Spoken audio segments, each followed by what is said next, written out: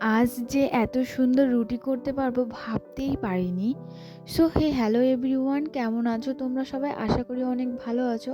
আর তোমাদের ভালোবাসায় আমিও অনেক ভালো আছি। দেখো, তোমাদের সামনে আবারও একটা নতুন ভিডিও নিয়ে চলে আসলাম। আর আশা করি তোমাদের আমার এই ভিডিওটি অনেক ভালো লাগবে। আর প্রথম থেকে শেষ পর্যন্ত দেখার জন্য অনেক অনেক অনেক অনুরোধ রইল। তো দেখো, প্রথমত ঘুম থেকে উঠে আমি একদম একটু ফ্রেশ হতে চলে এসেছি। আর আমার কিন্তু আজকে সারাদিনের কোনো কাজকর্ম নিয়ে তোমাদের সাথে শেয়ার করব না। আজকের ব্লগটা হবে একটু শোকেসটা গোছাবো, ড্রেসিং টেবিলটা আর কি, সেটা নিয়েই। আর এই যে দেখো, বলতে বলতে আমি এখানে শোকেসটার কাছে চলে এসেছি, মানে ড্রেসিং টেবিলটার কাছে চলে এসেছি, বারবার শোকেস চলে আসে। আর ড্রেসিং টেবিলটা গোছানোর একটাই কারণ, যে সামনে আমাদের না একটা বিয়ে বাড়ি আছে, তো সেই কারণে যা যা জুয়েলারি আছে, আমার মেকআপ আছে, সেগুলো এক জায়গায় গুছিয়ে রাখার চেষ্টা করছি। তখন বিয়েবাড়ি গিয়ে আমার কোনো অসুবিধা না হয় এটা খুঁজতে ওটা খুঁজতে। সেই কারণে এখনই সব কিছু জোগাড় করে নেওয়ার চেষ্টা করছি, আর এক জায়গায় সব কিছু গুছিয়ে রাখার চেষ্টা করছি। আর তার মধ্যে আমার ড্রেসিং টেবিলটা একটু নোংরাও হয়েছে, একটু পরিষ্কারও হয়ে যাবে, আর গোছানোও হয়ে যাবে। আর এর মধ্যে এই জায়গাটা একটু অগোছলও হয়ে রয়েছে, অনেক দিন হয়েছে এখানটায় গোছানো হয়নি। সেই কারণে এখানে আজকে মেঘা এসছে, আর ওকে ভেবেছি আমার কিছু পুরনো জুয়েলারি আর মেকআপ যা আছে এগুলো দিয়ে দেবো। কেননা ও নিজে ইউজ করলে করবে, না হলে ওর পুতুল টুতুল আছে, তো ওই পুতুল খেলবে। সেই কারণে ওকে আরও দিয়ে দেওয়ার চেষ্টাটা করি। মেন ব্যাপারটা পুতুলের জন্যই, ও পুরনো জিনিস কি ইউজ করবে। তাও কিছু কিছু জিনিস আমি একবার দুবার ইউজ করেছি, তো আমার না ওগুলো বিয়ে হয়ে গেছে বলে ওগুলো আর পরতে ইচ্ছা করে না। সেই কারণে ওকে আরও দিয়ে দিলাম, ও যেন পরতে পারে। এর আগে একদিন তোমাদের বলেছি, ওকে আমি কিছু জামা দিয়ে দিয়েছি আমার ননদের। তো আমার ননদেরও কিছু জুয়েলারি ছিল, ওগুলোও দিয়েছি, আবার আমারও কিছু ছিল, সেগুলোও দিয়েছি। আর ও হচ্ছে আমাদের বাড়িরই মেয়ে, তো ওরও এগুলো নিতে কোনো অসুবিধা নেই। আমি ওকে বলেওছি, আমার কাছে আমার জুয়েলারিও অনেক আছে, তোর যদি কখনো প্রয়োজন হয় তো তুই আমার কাছে আসিস, এসে নিয়ে যা যা যা লাগবে, ঠিক আছে? তো ও বললো ঠিক আছে বৌদি, তাই হবে। তো ও ছিল বলেই গল্পই স্বল্পই যেন আমার কাজটা এগিয়ে যায়। সেই কারণে আজও এই কাজটার মধ্যে বসা। তো এই কাজটার মধ্যে বসার এছাড়া আমার কোনো ইচ্ছা ছিল না, আর এনার্জিও ছিল না। ও ছিল বলেই আমি আরও এই কাজটা করতে বসে পড়েছি। আর এই যে ওর সাথে গল্প করতে করতে যেটা যেটা আমার দরকার নেই, কিংবা যেটা যেটা আমি ইউজ করি না, শুধু শুধু ঘরে পড়ে রয়েছে, সেগুলো ওকে আমি একে একে দিয়ে দিচ্ছি। আর যেটা যেটা আমার দরকার আছে সেটা সেটা আমি এক সাইডে রেখে দিচ্ছি। তো ওর সাথে গল্প করতে করতে এদিকে গোছাচ্ছি, যেটা যেটা লাগছে না সেটা সেটা নিচ্ছি, আর ওই যে ওকে একে একে দিচ্ছি। আর ওই ব্রাশটা পেয়ে না খুব খুশি হয়েছে, তোমরা দেখতেই পাচ্ছ, কন্টিনিউ মুখে ঘষছে, ওর ভালো লাগছে। কেন বলো তো, এরকম একটা বয়সে না আমরাও এরকমই ছিলাম। একটু মেকআপ হবে, আয়না হবে, ড্রেসিং টেবিল হবে নিজস্ব, বসে বসে মেকআপ করব, সাজবো। কি বলো তো বন্ধুরা, সত্যি কথা বলতে না, ওকে দেখে না আমাদের নিজস্ব ছোটবেলাকার কথা, কিছু কিছু স্মৃতি মনে পড়ে যায়। যে এমন একটা সময় গেছে, এরকম বয়সে আমরাও এরকমভাবেই বায়না করতাম, একটু সাজার জন্য বসে থাকতাম, একটু মেকআপ করতাম, একটা নিজস্ব ড্রেসিং টেবিল হবে, বসে বসে মেকআপ করব, এরকম ভাবনা চিন্তা তখন আমাদেরও ছিল। তো এটা ওদের কোনো দোষ নেই, ওদের বয়সটাই এরকম, একটু সাজগোজ করার, একটু সুন্দর করে সাজার, মেকআপ করার। তো ওরও ইচ্ছা করে এরকম। আর যেহেতু ওর কাছে এরকম ব্রাশ ছিল না, সেই কারণে ওর আরও ইচ্ছা করছিল। তো আমিও ভাবছিলাম যে ওকে এই ব্রাশটা দিয়ে দেবো, তুই যা করবি কর। আর আমার কাছে না শুধু শুধু ব্রাশটা রেখেও লাভ নেই, আমার এই ব্রাশটা কোনো কাজে লাগে না। তো ভাবছিলাম ওকে দিয়ে দেবো। তো এই যে দেখো, বলতে বলতে আমার এখানটা পুরো গোছানো হয়ে গেছে একে একে। এরপরে ড্রয়ারটা গোছাবো। আর ড্রয়ারের মধ্যে মার জন্য কয়েকদিন আগেই বিয়েবাড়িতে যাওয়ার জন্য শাখা পলা এমনি কিনে নিয়ে এসেছিলাম।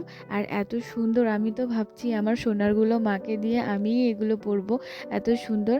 তারপরে আবারও ওইখানেই সব রেখে দিলাম এক জায়গাতেই হাত বাড়িয়ে, যেন যাওয়ার সময় আমরা সব কিছু পেয়ে যাই, সেই কারণে। আর আমি এক জোড়া চুড়ি নিয়েছিলাম, সেই চুড়ি দুটো আমাকে এক্সচেঞ্জ করতে হবে, আমার একটুও খেয়াল নেই।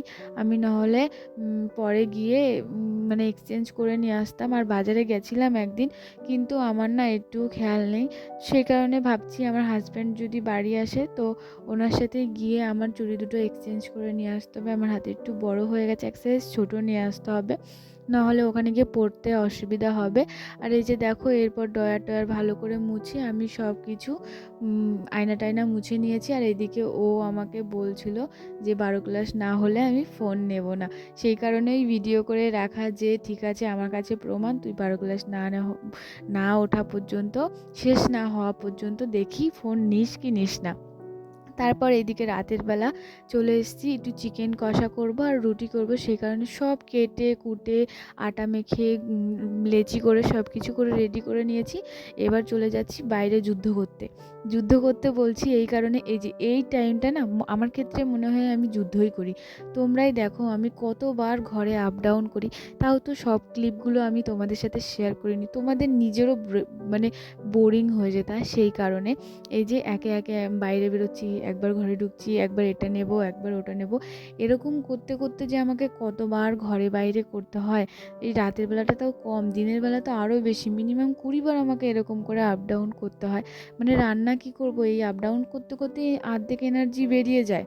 তো সেই কারণে এই যে যখন আমার ইচ্ছা করে মাঝে মাঝে আমি সব এক জায়গায় জোগাড় করে নিয়ে নিই, যেন আমাকে আর উঠতেই না হয়।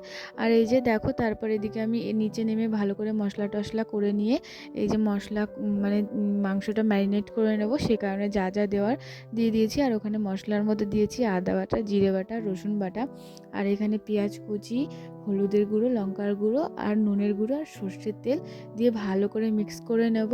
আর রাতের মতনই অল্প করে মাংস নিয়ে এসেছিলো, সেই কারণে না বেশি কিছু দিই না, আর রাতেই খাবো তো তাই। তো আমরা না এরকম মাঝে সাঝে রাতের বেলা করে মাংস নিয়ে আসি, তো রুটি টুটি হলে কিংবা কষা মাংস একটু ভালোই লাগে বেশ খেতে। আর দিনের বেলা বেশিরভাগ মাছই হয়, মাংসটা আনার লোক নেই, সেই কারণে মাংসটাও আনা হয় না। মানে আমার হাজব্যান্ড তো বাড়ি থাকে না, আর আমার শ্বশুর ঘুম থেকে উঠেই ওই 7টা 7:30 নাগাদ কাজে চলে যায়। আর অত সকালে নিশ্চয়ই কোনো দোকান খোলে না, আমাদের এদিকটায় খোলে না, তো সেই কারণে না আনাও হয় না, তাই আর মাংসটাও হয় না। তো আমার শ্বশুর যখন রাতে বাড়ি থাকে তখন গিয়ে উনি নিশ্চয়ই নিয়ে আসে, আর আমরা এইভাবে রান্নাবান্না করি। তো দেখো কথা বলতে বলতে এদিকে আমার আলু ভাজাটাও হয়ে গেছে, আলু বসিয়ে দিয়ে তো এরপর দিয়ে দেব মাংসটা ভালো করে। তো তার আগে একটু টমেটোটাও ভেজে নিই, আর অনেক দিন পর মাংসতে টমেটো দিয়ে খাচ্ছি, বেশ ভালোই লাগবে। আর এই যে এইদিকে আমি ভালো করে মাংসটা ভালো করে ম্যারিনেট করে রেখেছিলাম, তো সেটা দিয়ে দিচ্ছি, একটু কষিয়ে নেব। আর বেশি ঝোল করব না, কষা কষাই করব, তো সেই কারণে। আর এই যে কষিয়ে ভালো করে একটু নাড়াচাড়া করে এদিকে আমি সেদ্ধ হতে দিয়ে দিচ্ছি, কারণ আমি কষা মাংসই খাবো, আমি ঝোলের মাংস খেতে পছন্দ করি না, আমি কষা মাংসই খাই। তাও কষা মাংস আমি 2 পিসের বেশি 3 পিস খেলেই আমার পেট ফুলে যায়। আমি কেন জানি না, আমি মাংস লুচি এগুলো খেতে পারি না, আর আমার ভালোও লাগে না। তো এই যে এইসব ভিডিওগুলো করি বলে এখন আমাকে অনেকজনা বলে তুই গিন্নি হয়ে গেছিস, তুই কত বড় হয়ে গেছিস, এরকম করে বলে। তো এই যে এখানে আমি ভালো করে মাংস টাংস কষিয়ে নামিয়ে নিয়েছি, আর এই যে রুটিগুলো করছি। আর সত্যি কথা বলবো, এই রুটিগুলো করতে গিয়ে না আমি সিরিয়াসলি বলছি আমার নিজের প্রতি নিজেই প্রাউড হচ্ছে যে আমি আমার মায়ের জায়গাটা অন্তত নিতে পেরেছি, আমার মার মতন আমি রুটি করতে পারছি। আমার মা খুব সুন্দর রুটি করে, জানো তো বন্ধুরা, খুব ভালো লাগে সেগুলো খেতে, একদম হাতের মুঠোর মধ্যে চলে আসে, এত সুন্দর রুটি করে। তো আজকে যে আমি রুটিগুলো করছি না, সেগুলো দেখে আমার মনে হয় আমি আমার মার জায়গাটা নিতে পেরেছি, আমার মার মতন আমি একটু হলেও করতে পারছি। পুরোপুরি তো মার মতন পারবো না, কখনো মার মতন হতেও পারবো না, আর হতে চাইও না। মারা অনেক দায়িত্বশীল হয়, অনেক দায়িত্ববান হয়, সেই কারণে মায়ের মতন আমি হতেও পারবো না, হতেও চাই না, আমরা এইভাবেই থাকতে চাই। তো এই যে এখানে ভালো করে সব রুটিগুলো করে নিচ্ছে, আর তোমরাও দেখতেই পাচ্ছ রুটিগুলো এত সুন্দর ফুলছে না, আমি নিজেই মানে মাঝে মাঝে অবাক হয়ে যাই যে আমি এত সুন্দর রুটি করতে পারি, এত সুন্দর গোল হচ্ছে, এত সুন্দরভাবে বেলছি। মানে প্রথম যখন রুটি করতাম না, তখন বুঝতে পারতাম না যে কেমন করে বেলতে হয়, কেমন করে বেললে কেমন হয়। রিসেন্টলি কয়েকদিন আগেও যখন আমি রুটি করতাম, তখনকার রুটি ফুলতো, কিন্তু মাঝখানে না মোটা হয়ে থাকতো। আমার শ্বশুর শাশুড়িরা বলতো তুমি রুটি করো মাঝখানে মোটা হয়ে থাকে, তখন না বুঝতে পারতাম না, বরঞ্চ ওদের কথা শুনে না রেগে যেতাম। একদিন ভাবনা চিন্তা করে দেখলাম যে ওরা না, যদি মাঝখানে মোটাটা নাই হয় তাহলে আমাকে বলবে কেন। তো ভালো করে একদিন রুটিটা বেলতে বেলতে না রুটিটা বেলার কায়দাটা বুঝে গেছি, যে এমন করে বেললে আর মাঝখানে রুটিটা শক্ত হবে না, মোটা হয়েও থাকবে না। তো তারপর থেকে ওরকম করে বেলেছি, দেখি হ্যাঁ আমার রুটি মাঝখানে কোনো শক্তও হয় না, আবার ফোলেও সুন্দর। তো এই যে তারপর থেকে এই রুটি করা শিখে গেছি, ভালোভাবে সব বুঝে গেছি। আর কি আছে, এইভাবে এখন ডেইলি রুটি করে শ্বশুরবাড়িতে খাওয়াতে চাই আর সবার মনের মধ্যে খুশি করে দিতে চাই। এটাই চাই, এছাড়া আর এখন কিছু চাই না।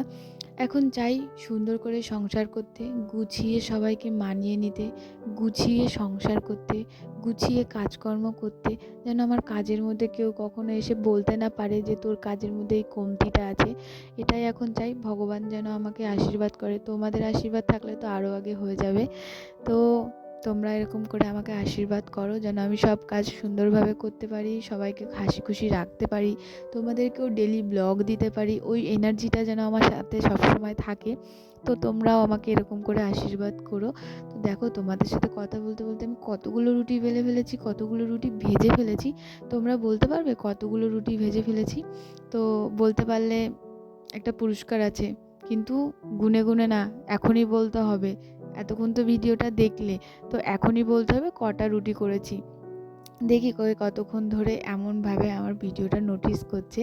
তো দেখো, কিছু কিছু রুটি খুব সুন্দর ফুলছে, কিছু কিছু রুটি, দুটো রুটি ফোলেনি, আমার মনে আছে। তাও যে একদম ফোলেনি তা না, অর্ধেক করে ফুলেছে, মানে পুরোটা ফোলেনি। আর সবকটা রুটি পুরোটা ফুলেছে, তো আমি খুব খুশি হয়ে গেছিলাম। তারপরে এই যে দেখো, রুটিগুলো আমার সব করা হয়ে গেছে। এরপর রুটিগুলো ভালো করে ঝেড়ে নিয়ে এই জায়গাটা পরিষ্কার করে রেখে দেবো। আর এরপর চলো একটু খাওয়া দাওয়া করে নেওয়া যাক, শরীরটা খুব টায়ার্ড হয়ে গেছে রুটি করতে করতে। অনেক রাত হয়ে গেছে, এখন প্রায় 9:30টার দিকে বাজে। তো আমি বসেছিলাম অনেক সকাল সকাল। তারপর এই যে দেখো, এখানে আমি মাংস নিয়ে নিয়েছি, মাংস বলতে আলু নিয়ে নিয়েছি। মাংস আমি রাতে খাই না, আমার ভালো লাগে না। যা খেয়েছি কষাতে, এখন আর খাবো না। এই যে এখন রুটি আর তরকারি খেয়ে নিচ্ছি, মানে মাংসের তরকারি। আর ভিডিওটা কেমন হয়েছে তোমরা অবশ্যই বলো বন্ধুরা। আর প্রথম থেকে শেষ পর্যন্ত দেখার জন্য অসংখ্য ধন্যবাদ। ভালো লাগলে অবশ্যই একটা লাইক, কমেন্ট, শেয়ার, সাবস্ক্রাইব করে দিও। আর অনেক অনেক অনেক অনেক ভালোবাসা দিও। তোমরাও ভালো থেকো। তো টাটা বন্ধুরা, আবার চলে আসবো কালকে একটা তোমাদের সামনে নতুন ভিডিও নিয়ে।